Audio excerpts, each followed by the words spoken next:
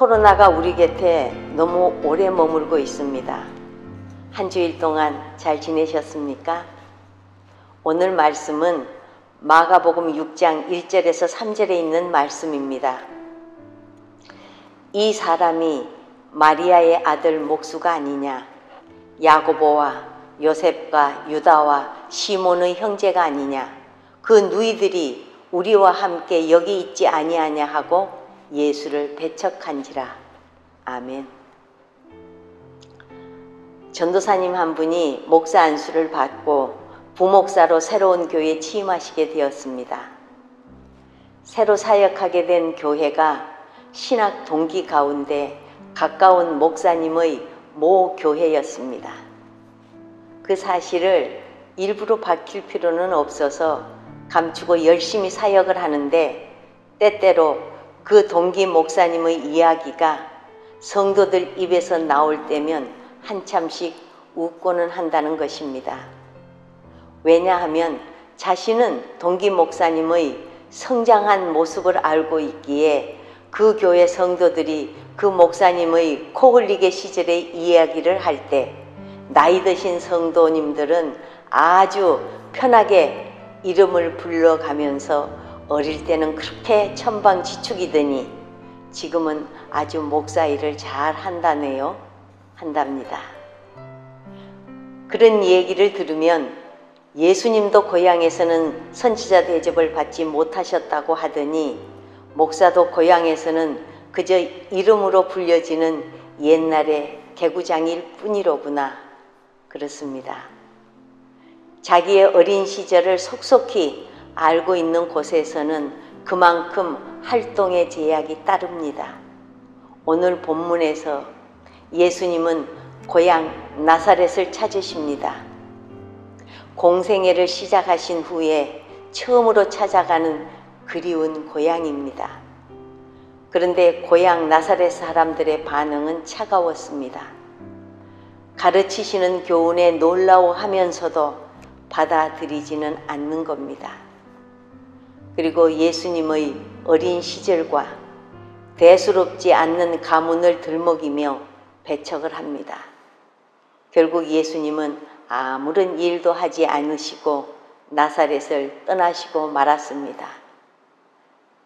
가장 어리석은 사람은 예수님을 보고도 예수님으로 알지 못하는 사람들입니다. 그런데 이런 어리석음이 어디 나사렛 사람들에게만 있겠습니까? 우리 역시 예수님을 앞에 모시고도 예수님을 알아보지 못하는 어리석음 속에 살 때가 적지 않습니다.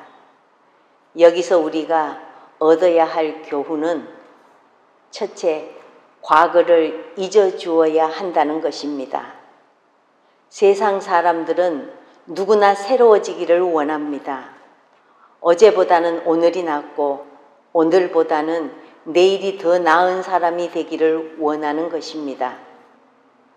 예수님께서는 우리들에게 하늘에 계신 너희 아버지의 온전하심 같이 너희도 온전하라고 말씀하셨습니다. 날마다 새로워지기를 소망하고 힘쓰라는 말씀입니다. 날로 새로워지는 것은 우리를 향하신 하나님의 뜻입니다. 그런데 사람이 새로워지는데 가장 큰 장벽이 무엇인지 아십니까? 다른 사람의 시각입니다. 나는 결심했는데 다른 사람들은 신용을 주지 않습니다. 나는 달라지려고 애를 쓰는데 사람들은 나의 변화를 기대해 주지 않습니다.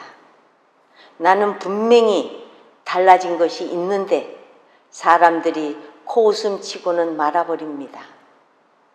이러면 포기하고 마는 겁니다. 전과자들이 수감 생활을 하면서 아무리 새롭게 살기로 마음을 다지고 나왔어도 사회에 적응할 수 없는 이유가 바로 여기에 있습니다. 그러니까 그 사람이 변화되지 않는 데에는 나의 책임도 있는 것입니다. 여러분, 예수의 사람들은 다른 사람들의 좋지 않는 과거를 눈 감아 줄 수 있어야 합니다. 잊어주는 겁니다. 그리고 제3자 간에도 할 수만 있다면 말하지도 묻지도 말아야 합니다. 이런 신앙을 가질 때 예수님을 바로 알아볼 수 있는 믿음이 되는 것입니다. 둘째, 형제의 모습 속에서 예수님을 발견해야 합니다. 예수님이 마태복음 25장에서 들려주시는 말씀이 있습니다.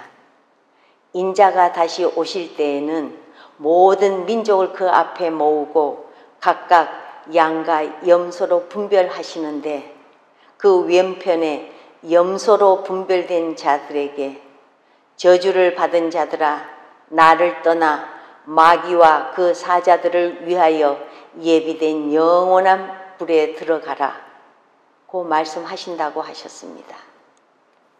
그리고 그 이유를 이렇게 말씀하셨습니다.